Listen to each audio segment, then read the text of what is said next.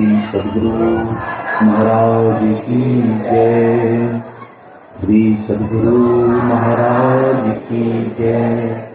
श्री सद्गुरु महाराज की जय। बंदो गुरुपद कृपा सिंधु नर रूप हरि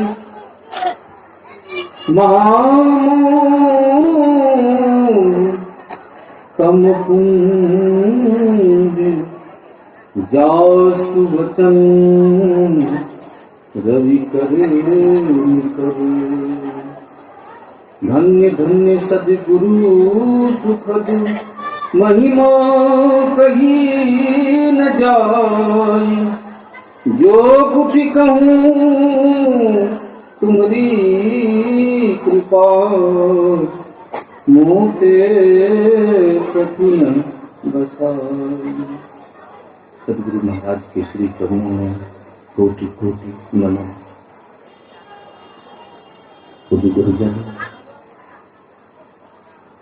धर्म प्रेमी सदात्माओं माता और बहन,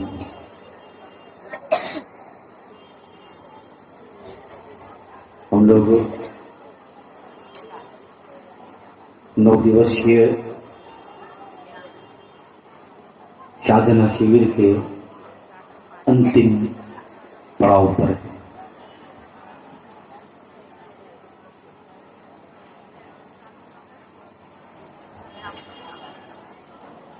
मैं समझता हूं इस दुनिया के जितने काम होते हैं उन सारे कार्यों में गुरु महाराज जी ने इस काम को सर्वश्रेष्ठ माना है।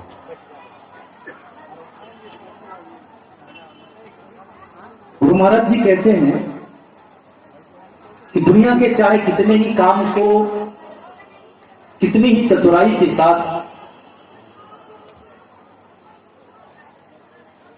उसका संपादन कर लो, कुछ भी कर लो, लेकिन तुम समस्या मुक्त नहीं हो सकते, अभाव मुक्त नहीं हो सकते। तुम्हारे भीतर का खालीपन नहीं जा सकता है, बना रहे कुछ भी आप हो जाए। किसी व्यक्ति को संसार की सारी दौलत दे दी जाए तब भी उसका खालीपन दूर नहीं होता है। उसके भीतर तृष्णा की आग निरंतर प्रज्वलित होती रहती है, कामना की आग जलती रहती है। और जब तक ये स्थिति रहेगी तब तक दुनिया की ना तो कोई वस्तु ना कोई साधन आपको सुख की स्थिति में ला सकता है। मानव जीवन की सबसे बड़ी समस्या है, सबसे बड़ी मांग है, सबसे बड़ी मांग है। और सिर्फ मनुष्य की मांग नहीं, इस दुनिया के जितने प्राणी हैं सबकी मांग है। इसलिए आपने सुना कि इस मांग को पूरा करने में दुनिया का कोई भी जीव समर्थ नहीं है। संघर्ष बहुत करता है, सदियों से संघर्ष करता आ रहा हो, न जाने कितने जन्मों से संघर्ष चल रहा है। लेकिन आज भी यदि आप अपनी स्थिति को देखेंगे तो ऐसा लगेगा कि यात्रा जहां से प्रारंभ हुई थी आज भी हम उसी प्लेटफार्म पर हैं, आगे नहीं बढ़े। समस्या क्यों की क्यों है। तो अब यहां पर ब्रह्मज्ञानी महापुरुष बैठते हैं, मंत्रणा करते हैं, आपस में वैचारिक गोष्ठी करते हैं कि सुख की प्राप्ति जीवों को कैसे हो। और इसमें ब्रह्म विचार में प्रवीण ऋषिगण महर्षिगण सबके सब शिव अज सुख संतादिक नारद जे मुनि ब्रह्म विषाद विशारद सबकर मत नायक है। कौन सा विचार प्रतिपाद्य हुआ कौन सा विचार आपस में इन्होंने स्थिर किया?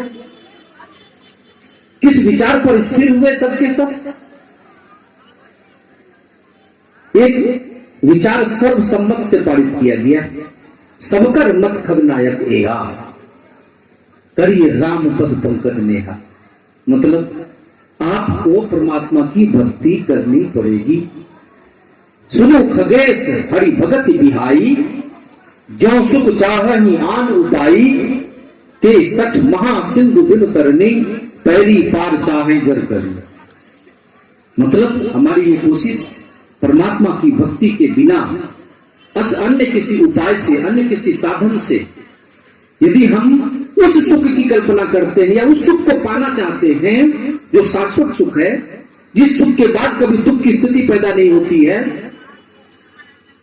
तो ये कदापि संभव नहीं।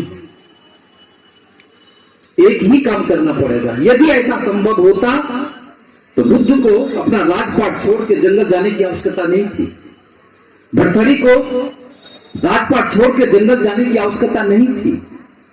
और भगवान बुद्ध ने तो जंगल में जाके इस बात को साबित किया, उन्होंने सिद्ध किया कि अब मैंने दुख के नदी को पार कर लिया,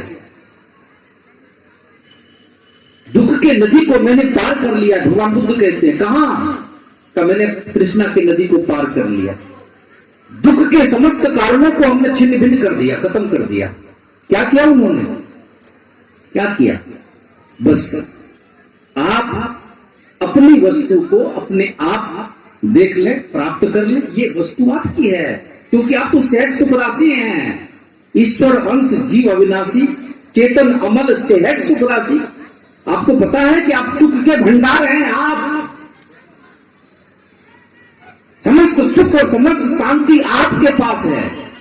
इसलिए भक्ति साधन है और साध्य क्या है? परम शांति। परम शांति को प्राप्त करना है। चलेगा कौन प्राप्त करने के लिए? भक्त। भक्त भक्ति भगवंत, भक्त चला भक्ति के साधन से भगवंत को प्राप्त करने के लिए। बात एक है, भगवंत को प्राप्त कर लीजिए या फिर खुद को प्राप्त कर लीजिए, कोई विभेद नहीं, क्योंकि ईश्वर अंश जीव अविनाशी, कोई विभेद नहीं, कोई अंतर नहीं। इसलिए संतों ने कहा कि इसके बिना तुम्हारा काम चल ही नहीं सकता, और इसके बिना यदि और कोई उपाय तुम करते हो, जीने के लिए सारी व्यवस्था करनी पड़ेगी आपको, और कोई उपाय करते हो तो समझो कि बहुत बड़ा सागर है, उस सागर को पार करना चाहते हो, लेकिन बिना किसी नाव का, बिना किसी नाव के माध्यम से सागर को पार करना जिस प्रकार असंभव है, इसी प्रकार यदि आप भक्ति के बिना आप उस शाश्वत सुख को प्राप्त करने की सोच रखते हो तो ये बिल्कुल असंभव है, प्राप्त हो ही नहीं सकता। इसलिए संत महात्मा लोग भगति तात अनुपम सुख मूला, भक्ति उस अनुपम सुख की प्राप्ति का मूल है। संतों ने कहा भक्ति करो, और भक्ति का जो प्रचलित रूप आप संसार में देखते हैं, भक्ति का जो बाह्य माध्यम आपको दिखाई पड़ता है, लेकिन यहां गुरु महाराज जी ने सार भक्ति की जो बात किया, उस सार भक्ति में क्या है? ये जो 9 दिनों तक लगातार आप लोगों ने कोशिश किया, स्थूलता से सूक्ष्मता की तरफ, मोटे भक्ति से बारीक भक्ति की तरफ, ये जो आप लोगों ने ध्यान किया, गुरु महाराज जी कहते हैं कि यदि आप चेतन धार को समेटने का काम यदि आप करते हैं ध्यान के माध्यम से, तो गुरु महाराज जी कहते हैं ये सार कार्य है। सार कार्य को निर्णय करके धर चेतन धारा, चेतन के धार को, ये जो 9 दिनों तक जो अभ्यास किया आप लोगों ने, ये चेतन के धार को इंद्रियों के घाटों से समेट के, ये जीवात्मा इस शरीर के अंदर जो मार्ग है जिसका नाम दशम द्वार है, उस दशम द्वार के माध्यम से चलते हुए गुरु महाराज जी के अद्भुत अंतर की रगड़िया जा पर चल प्रभु मिलते, आपके भीतर वो मार्ग है, और उस मार्ग के माध्यम से चलते हुए आप अपने स्वरूप तक की यात्रा करते हैं। ये जीवात्मा अपने स्वरूप के प्रति अभिव्यक्त होती है और फिर वही परमात्मा स्वरूप की प्राप्ति होती है। इसलिए गुरु महाराज जी कहते हैं जितनी स्थूल सगुण उपासना है उस मार्ग को पकड़ाने की योग्यता प्रदान करती है। और भक्त जब तक अपने इष्ट की आत्म स्वरूप को प्राप्त ना कर ले तब तक उसकी भक्ति अधूरी है। और जब अपने इष्ट की आत्म स्वरूप को प्राप्त कर लेता है तो उसकी भक्ति पूरी हो जाती है, पूर्ण हो जाती है। और यही अवस्था मुक्ति की अवस्था है। समस्त दुखों से एक साथ आप मुक्त हो जाएं, इसके लिए आपको इस भक्ति में आपको आना ही पड़ेगा। ध्यान के माध्यम से अंतर की गहराइयों में उतरते हुए स्थूल सूक्ष्म कारण महाकारण कैवल्य के पार गमन ही गुरु महाराज जी कहते हैं सार भक्ति है, लो यही ही में धार। तो आप लोगों ने इस काम को किया और मैं आप सभी लोगों के लिए गुरु महाराज जी के श्री चरणों में शुभकामना करता हूं कि ये संस्कार आप बहुत हिम्मत करते हो। प्रत्येक वर्ष मैंने देखा बहुत सारे साधक ऐसे हैं जो प्रत्येक वर्ष हिम्मत करके, और इस बार तो सर्दी कम पड़ी लेकिन इस कठिन सर्दी में भी मैंने देखा है कि आप लोगों ने बहुत हिम्मत के साथ इस काम को पूरा किया। और जब इतनी मजबूती आपके अंदर है, इतनी दृढ़ धारणा है आपके अंदर, तो देर सवेर चाहे जीवन 5, 10, 20 लग जाए, लेकिन मेरा ये आत्मविश्वास है कि कभी न कभी मंजिल मिलेगा। और इस प्रकार की मजबूती के साथ यदि ये यात्रा हमारी चलती रही तो बहुत लंबा इंतजार नहीं करना पड़ेगा, बहुत लंबा इंतजार नहीं करना पड़ेगा। इसलिए एक संदेश आप लेके जाइए। 9 दिनों में साधना पूरी नहीं हुई है, साधना शिविर आज पूरा हो रहा है, लेकिन एक संदेश लेते जाइए। जैसे गांव में मोहल्लों में जब चोरों का आतंक होता है तो पहरेदारी करते हैं और कहते हैं सदा जागते रहो, जागते रहो। मतलब ये कि हम लोग घर जाके सो ना जाएं। इस शब्द को, ये निरंतर जागना उत्तिष्ठत जागृत, ये जागना आपको पिंड से ब्रह्मांड के तरफ चलना है, ये वास्तव में जागना है। आप घर जाएं, शिथिल ना पड़े।